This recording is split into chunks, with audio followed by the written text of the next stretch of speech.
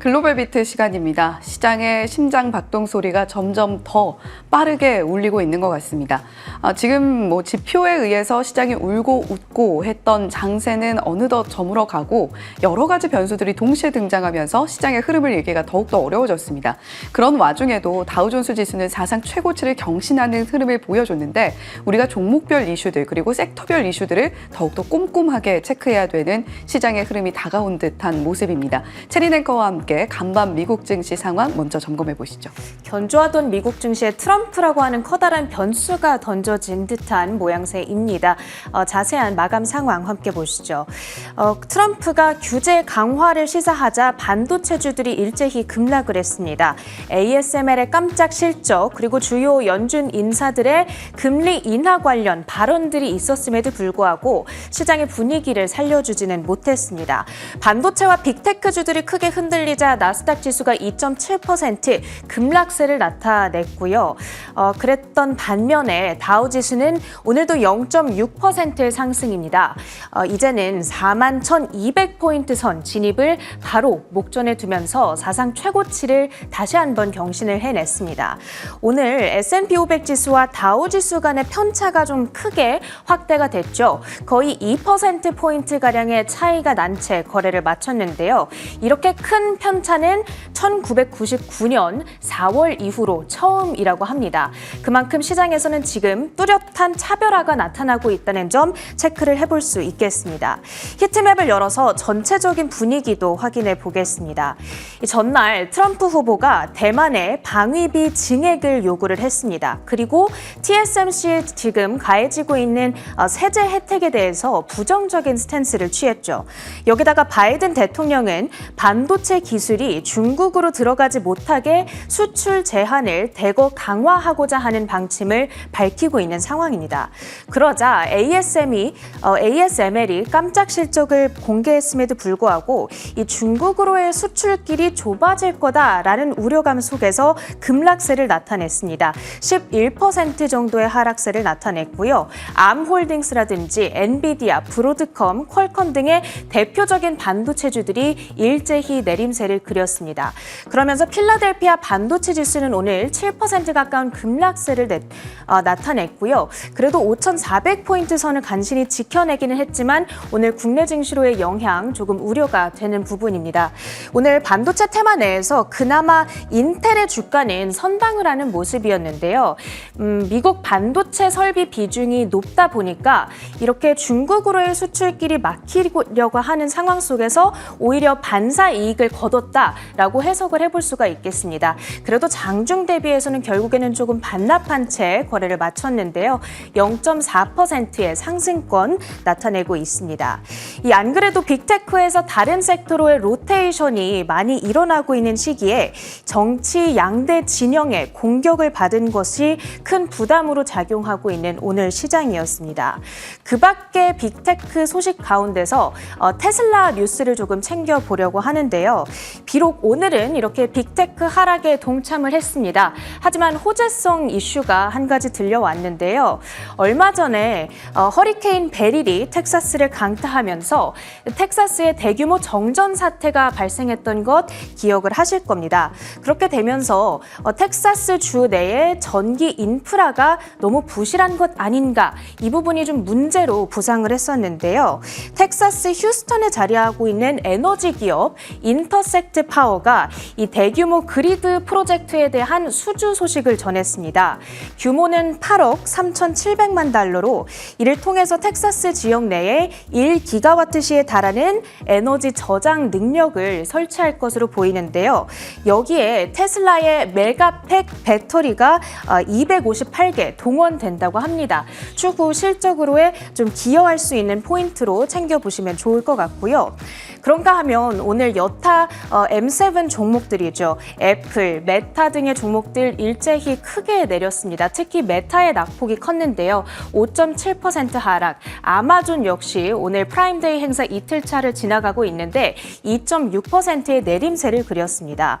그렇게 되면서 오늘 하루 동안에만 이 M7 종목들의 시가총액이 5천억 달러 이상 증발을 했고요. 지난 5일 동안 시가총액 지워진 분량을 합산을 하게 된다면 우리 돈 1,400조 원에 이르게 됐습니다.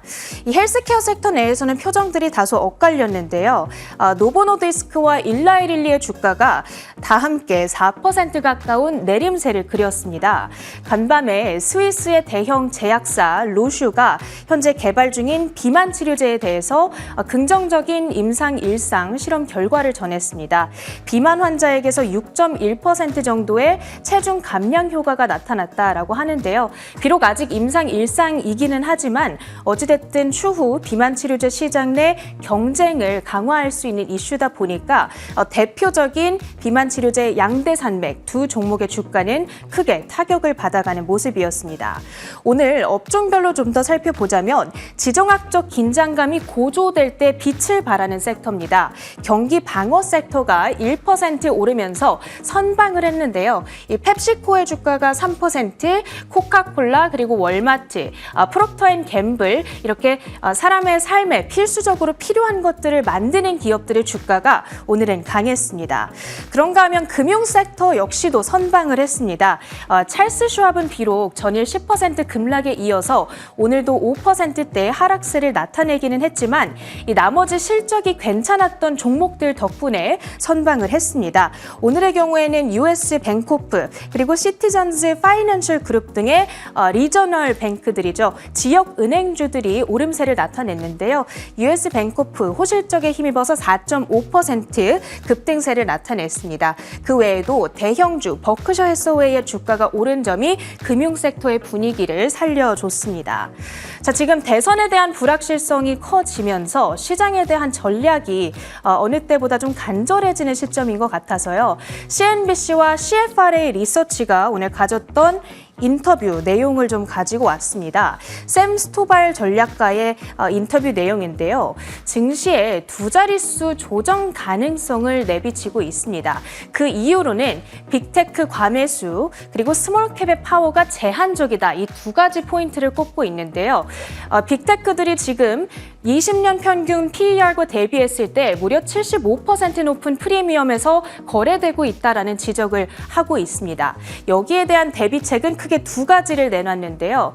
첫 번째로는 대형주 중에서 이건 너무 고평가됐다 싶어서 팔까 말까 고민하고 있었던 종목들이 있다면 이것들은 이제 정리를 하고 중소형주, 좀 매력적인 중소형주로 갈아타라라고 이야기를 하고 있고요. 이 두 번째로는 급락하는 시장 속에는 숨을 곳이 없기 때문에 떨어지는 빅테크주들을 지금 담을 생각을 하는 것은 조금 위험할 수 있겠다. 이런 코멘트 참고를 해보시면 좋겠습니다. 그 밖에 시장을 움직였던 특징주들 확인해 보겠습니다. 첫 번째로는 퀄컴, 오늘 애널리스트 콜이 있어서 좀 추가로 가지고 왔는데요. HSBC가 투자 의견을 매수에서 보유로 하향했습니다. 부진한 AI PC에 대한 내러티브 그리고 4분기 매출 미스에 대한 가능성을 들었고요.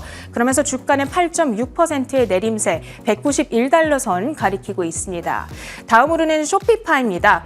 오늘 로이터의 보도가 한 가지 전해졌는데 데이터 도구 등 지금 쇼피파이의 인수를 검토 중인 쇼피파이가 아니라 긴랩이라는 종목이 되겠습니다. 데이터 도구 등 인수를 검토 중인 기업들이 있다라는 소식이 전해지게 되면서 긴랩의 주가는 급등을 했고요. 그랬던 반면에 데이터 도구의 주가는 7%의 급락세를 나타냈습니다. 다음으로는 유나이티드 헬스입니다. 2분기 EPS와 매출이 비트를 기록했고요. 그 외에도 제프리스가 투자 의견을 보유에서 매수로 상향 조정을 하면서 주가가 주가 4.5% 랠리를 이어갔습니다. 마지막으로는 존슨앤존슨 역시나 실적 발표 이후에 움직임을 나타냈는데요. 오늘 가이던스 하향이 있었음에도 불구하고 2분기 EPS와 매출이 비트를 기록했다는 사실 시장의 주목을 받으면서 주가 급등세 나타냈습니다. 이렇게 간밤 미증시 시황 정리를 해드렸고요. 가장 중요했던 외신 헤드라인들 살펴보시죠. 네, 간밤에는 반도체가 주인공이었습니다. 그런데 상승의 주인공이 아니라 하락의 주인공이었습니다. 지금 현재 대선 국면이 진행되고 있는 상황 속에서 트럼프 후보와 바이든 후보 간의 팽팽한 정책 대결도 함께 이루어지고 있는데요. 간밤에는 반도체 섹터를 둘러싸고 여러 가지 이야기들이 흘러나왔습니다. 먼저 바이든 행정부에서 발표하고 있는 미국이 중국 칩 산업의 억제를 위한 더 강력한 무역 규정을 준비하고 있다라는 소식 때문에 반도체 종목들이 일제히 흔들리는 모습을 보여줬는데요. 하필 또 ASML의 실적 발표가 함께 있었던 날이었기 때문에 더욱더 크게 영향을 받아가는 모습이었습니다. 중요한 내용들 함께 짚어보시죠. 바이든 행정부가 도쿄 일렉트론과 ASML 같은 미국 협력 외국 기업들이 중국의 첨단 반도체 기술에 대한 접근을 계속 제공할 경우 가능한 가장 엄격한 무역 제한 조치를 실시하는 방안을 고려하고 있음을 동맹국들에게 전한 것으로 전해졌습니다. 미국은 해외 직접 생산품 규칙, FDPR이라는 조치를 도입할지 여부를 검토하고 있다고 최근 논의에 정통한 소식통들이 전했습니다. 이 규칙을 통해 미국은 미국 기술을 아주 조금이라도 사용하는 외국산 제품에 대해 규제를 가할 수 있습니다. 이러한 조치는 반도체 산업의 필수적인 칩 제조 기계를 만드는 일본의 도쿄 일렉트론과 네덜란드의 ASML의 중국 사업을 단속하는 데 사용될 수 있습니다. 네, 사실 시작은 바이든 행정부였다라고 보기보다는 트럼프 후보의 입에서 나온 발언이 더욱더 컸습니다. 블룸버그 통신에서 어제 오전 6시쯤 발표가 됐던 인터뷰 기사를 통해서 트럼프 후보가 대만에 대해서 어떤 인식을 가지고 있는지 그 부분을 좀 들여다볼 수가 있었는데요. 강력한 미국을 만들겠다. 미국에서 육성되고 있는 사업의 여러 가지 부분들을 외국에 절대 빼앗기지 않겠다라는 트럼프의 보호 무역주의가 또 한 번 강하게 살펴보여질 수 있었던 기사 내용이었습니다. 특히 대만의 경우에는 미국의 동맹국으로서 여러 가지 국방적인 혜택을 받는 것에 있어서 대가를 지불해야 된다라는 이야기를 특히 강하게 힘주어서 이야기를 했는데요. 중국에 대해서도 여전히 강경한 입장이 확인이 됐습니다.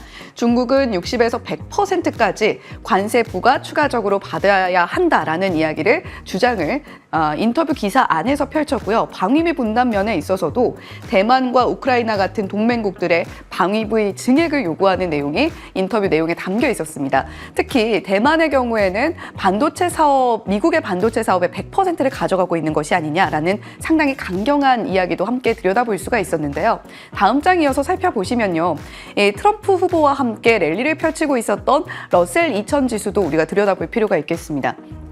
정치 이슈에 강하게 반응하고 있는 중소형주다. 하지만 간밤에는 러셀 2000도 좀 함께 빠지면서 시장의 흐름을 역행하는 데 일조하는 모습을 보여줬는데요.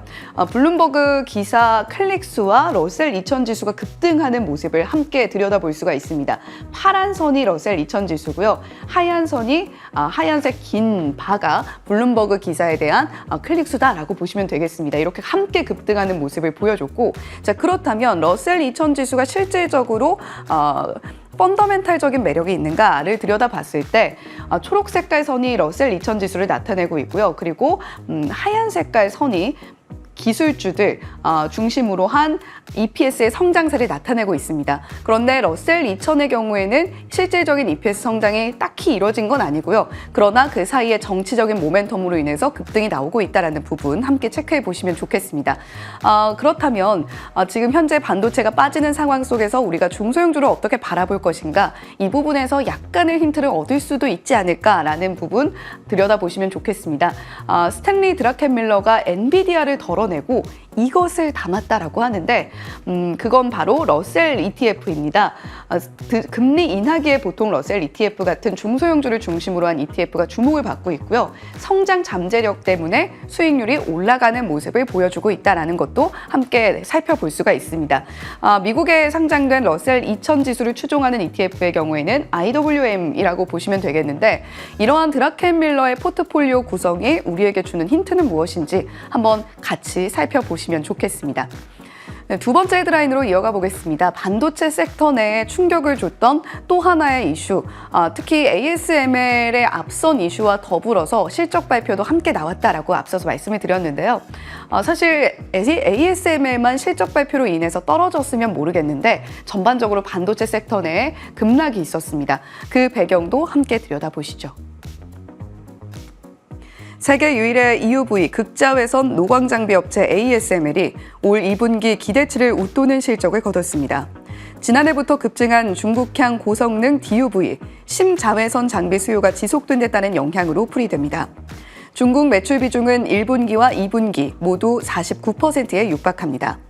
ASML은 올 2분기 순매출 62억 유로, 우리 돈 9조 3,325억 원, 당기순이익 16억 유로, 2조 4천억 원을 기록했다고 밝혔습니다. 크리스토프 푸케 ASML 최고 경영자는 이머전 장비의 매출 증대가 이러한 결과를 견인했다고 밝혔는데 EUV만큼의 성능은 아니지만 이머전 DUV는 멀티 패터닝을 통해 미세 공정 영역인 7나노미터까지 구현할 수 있어서 미국의 수출 규제로 EUV 장비를 수입할 수 없는 중국에서 수요가 증가해 왔습니다. ASML 실적 발표 어떤 것이 문제였는지 조금 더 들여다보겠습니다.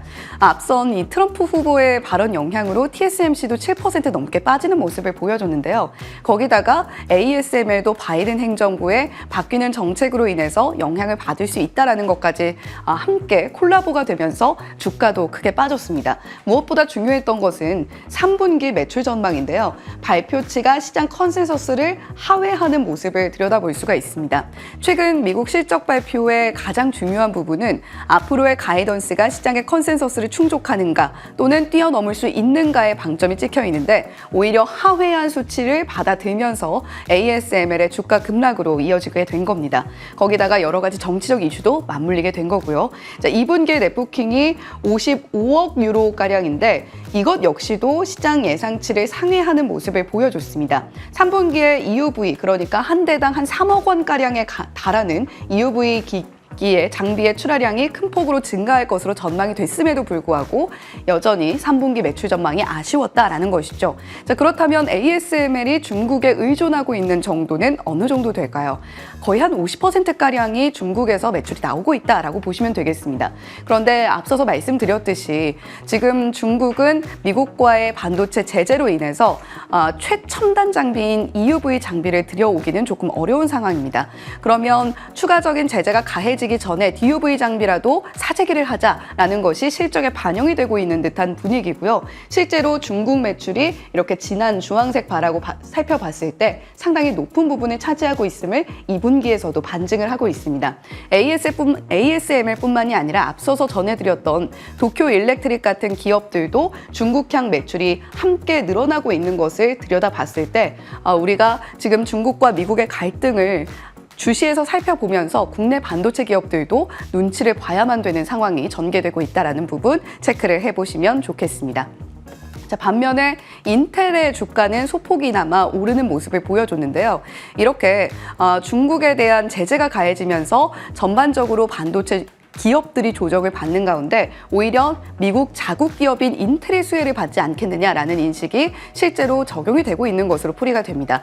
트럼프 후보의 전폭적인 지지자로 나서게 된 머스크 CEO도 간밤에 X 글을 올리면서 여러 가지 산업에 제공이 되고 있는 보조금을 전부 다 빼야 된다라는 이야기도 함께 내놨는데요. 테슬라 역시도 전기차 보조금을 받고 있는 상황 속에서 그러한 발언이 나오면서 인텔이 오히려 수혜를 입을 것이다라는 인식 속에서 반도체 종목들 전반적으로 빠지는 가운데 유일한 상승하는 흐름 보여줬습니다. 세 번째 헤드라인으로 이어가 보겠습니다. 연준이 베이지북을 발표를 했습니다. 아무래도 반도체 기업들의 급락 속에서 아주 큰 주목을 받는 듯한 모습은 아니었는데요. 연준 인사들의 발언과 함께 짚어보겠습니다. 미국 연준이 경기평가 보고서인 7월 베이지북에서 미국 경제 활동은 대부분의 지역에서 살짝 혹은 완만한 속도로 성장세를 유지하고 있다고 평가했습니다. 평가 대상 지역 12곳 가운데 7곳은 경제 활동이 어느 정도 증가한 반면 5곳은 경제 활동이 기존과 같거나 감소했습니다. 경제 활동이 기존과 같거나 감소한 곳은 이전 보고 기간보다 3곳 더 늘어났습니다. 네, 전반적으로 미국 경기 자체는 연착륙을 향해 나아가고 있다라는 이야기 흘러나오고 있습니다. 그리고 더불어서 저희 이 시간에도 전해드린 바가 있는데요. 미국의 소매 판매 지표가 깜짝 서프라이즈로 발표가 됐었죠. 그에 따라서 연착륙 내러티브가 조금 더 강화되는 듯한 분위기였습니다.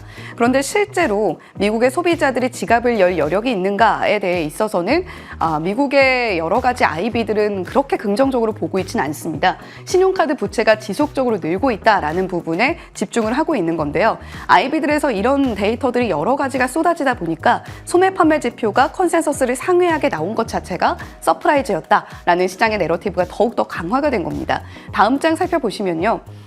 지금 크리스토퍼 월러 이사를 포함해서 여러 가지 또 연준 인사들의 발언이 나왔습니다. 박힌 총재는 고용시장의 둔화세에 집중을 하면서 이렇게 빨리 식어가게 되면 좀 불안하다라는 입장을 내놓기도 했는데요. 월러 이사의 경우에는 연준 내에서도 보드진 중에서 굉장히 매파적인 인물로 분류가 되는데 금리 인하를 곧 시작할 것 같다라는 코멘트 함께 내놨다는 점도 체크해 보시면 좋겠습니다.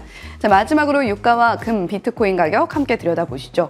원유 재고가 감소했다라는 소식, 거기다가 달러 약세가 함께 버무려지면서 WTI 원유 선물이 2% 넘게 오름세를 보여줬습니다. 다시 하루 만에 82달러 선 후반까지 올라와 있는 모습이고요. 비트코인과 이더리움, 금, 은, 구리 가격 아주 큰 변동을 보이진 않았습니다만 전반적으로 급등보다는 보합권 내에서 움직였던 비트코인 그리고 금 가격 체크해 보시면 좋겠습니다. 글로벌 비트 전해드렸습니다.